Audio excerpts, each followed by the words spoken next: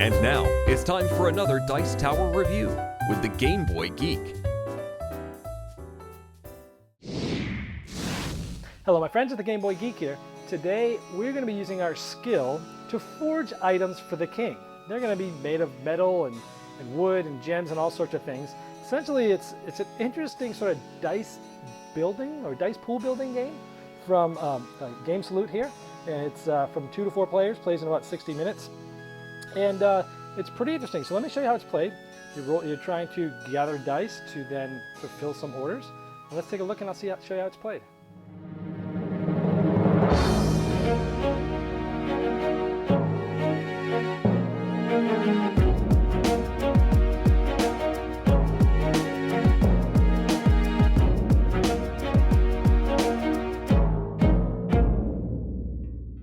In King's Forge, you are trying to craft 4 things for the king. The first one to do that wins. In a 2-player game like we have set up here, you have to craft 5 things.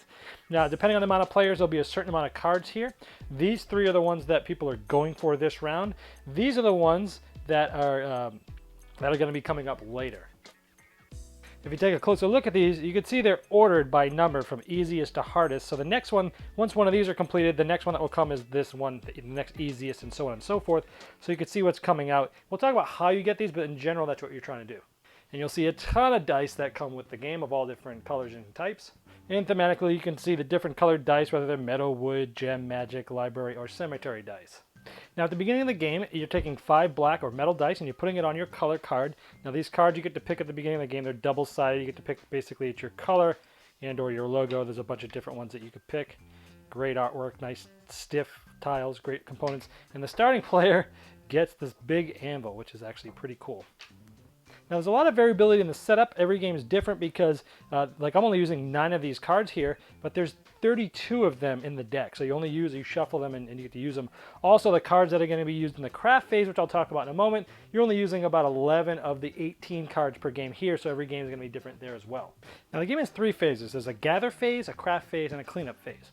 In the gather phase, the first player is going to do one of 3 things. They're going to claim one of these 4 gather cards that gets put out at the beginning of the round. They're shuffled and put out. Or they could claim one of these docks cards. We'll talk about how you do all this. Or they can pass. And this is going to continue going around in turns until all the players have passed. Let's take a look at some of these cards here and what they can do. So on your turn again, you remember you start with 5 of these metal black dice. And you can take any one of these that you like. Now let's talk about how these work. Some of these cards you can do 1 or 2 things. Like this one means if I had a green dice, which I don't have yet, I could spend 2 of them and place them on this card. And that would get me a red dice, like this. So I'd basically take this card, I'd put it in front of me, and I would get the red dice, and I put it on what's called our smithy. These dice are not able to be used this round as for next round. Or I could have put 5 any colored dice to have gotten a red. And then this would get refilled, and it would go to the next player. Now let's look at just how some of these work. For instance, any 2 dice would get you 2 black dice to your smithy. Any 2 dice would allow you to re-roll all your dice during the craft phase. We'll show you what that means later. Again, these 2 dice would allow you to flip all 1s to 6s during the craft phase. This would basically allow you to bump up any die roll to 1 more. Now this one, anytime you see an X, is any 2 dice to get 2 green dice, but these 2 dice come out of the game for good. You don't get them for later.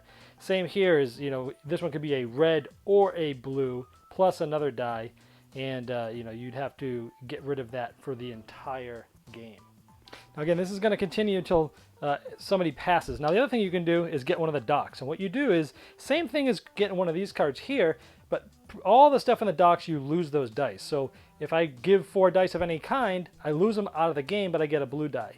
And you can do this any round, but when you do this, you take any one of the cards that's out there and you discard it. So you can basically take something away from the next player. And of course, this would get replaced for the next player, but that there. So you're either taking one of these craft cards, you're taking one of the docks and discarding one of these craft cards and refilling it, or you're passing. This phase continues till everybody has passed or until all the cards are gone. And then again, starting with the start player, we go to the craft phase, and they get to roll all the dice that they have left. Now remember, you don't get to roll the dice that you used during the craft phase, and even the ones that you got that round go on your smithy tile, they can't be used either. So it's basically all the dice that you did not use that round most of the time in the gather phase, you'd get to roll them. So let's say I had 3 dice left. I roll them, and then, ooh, look at this. So this has to be, I could claim this one, and I need 2 dice that are at least 5 or above. So I could put this here like this. Now let's say I rolled a 5 and a 5, okay? And then let's say the next player ended up rolling a 5 and a 6. They can steal that from me because they have what it needs, and at least one die is bigger than the other one, and he would put these back to me, and he would steal this from me, and he would get to keep this. And then next round, this would go to that player, and next round, now this one would come out. And this continues basically until the end of the game. Now once everyone has had one turn, now most of the time you're not re-rolling these dice during this phase. Now there's some of these cards that allow you to re-roll or flip and modify the dice, but a lot of times you're just rolling them once to try to get what you need. There's also different tokens that you can get during the game, where this one will allow you to take any die, make it a 6, and this one will allow you to take any 2 dice and increase their value by 1. And how you get these is during the gathering phase, when you pass, if you're the first person to pass, you can either take 1 metal black die, or you could take one of the green tokens. And of course, one of the docks allows you to throw away a certain amount of dice to get a token, and they have to be used that round as well. And after that, essentially you'd clean up, so you'd get all the dice that were that you purchased that round and got into your stack. Any of the dice that you had to throw away the game, you'd make sure they throw away, and then we would reshuffle the gather cards and put 4 new ones out there, and we would replace these to make sure that there's 3 down there, and then we'd start again. The first person to get 4 of these cards first wins, or in a 2-player game, 5. All right, well, there's King's Forge. I actually liked this game quite a bit. I didn't know what to expect. It's not typically the theming or the type of game that I would really gravitate to, but I've heard some good things, and I tried it, and I think this is a really fun dice pool, building game. I like, first of all, the amount of replayability in this is awesome, because you're only playing with a sum of those, 34 craft cards per game, so they're always going to be different, and you're even throwing out, almost half of the gathering cards there. So every game is going to be quite different, and I really like that about this. Those cards always do different things.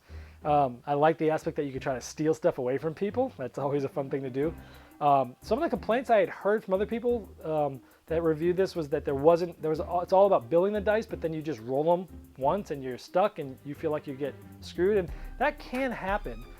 But if you're in a game that has those cards that have those dice manipulation cards in there, you're going to have to go after them hard if you want to be able to re-roll, and that's what you're gonna have to focus on. Instead of gathering all these other dice, you're gonna have to focus on re-rolling, and sometimes is that way gonna be faster? In one of the games I focused a lot on the dice mitigation re-rolling, and I ended up pulling it out and winning, and so maybe that is a decent strategy. Now I think 1 or 2 of the cards that have to be in there every time has the manipulation, some sort of it on there, but if that was really a problem for you, you could always house rule maybe always adding 1 or 2 more of the ones that manipulate the dice in there, and then shuffle the rest of them. So just a way to get around that little spot that some people had a problem with. I necessarily didn't. But overall, I mean, it does play with less than an hour, 45 minutes if you're playing with 2 maybe, once you know all the symbols and stuff. I think it's fun. It's like trying to go after. You can see what dice they're taking and what thing they're going to be going after, and it's, okay, well, I'm going to be going after it second. Hopefully I'll get to steal this from this guy. There's some tension there. I thought it was good. It was much better than I thought. I liked it. And if you're interested in these dice building or dice pool building games, this is definitely one you want to check out. That's King's Forge. Thanks so much for watching the Dice Tower videos. Find more great videos and reviews, as well as our top-rated audio podcast at Dicetower.com. You can also find other great shows at Dicetowernetwork.com. I'm Eric Summerer, and you've been watching The Dice Tower. The Dice Tower is sponsored by Cool Stuff Inc., where you can find great games for great prices. Cool stuff in stock. Check them out at CoolStuffInc.com.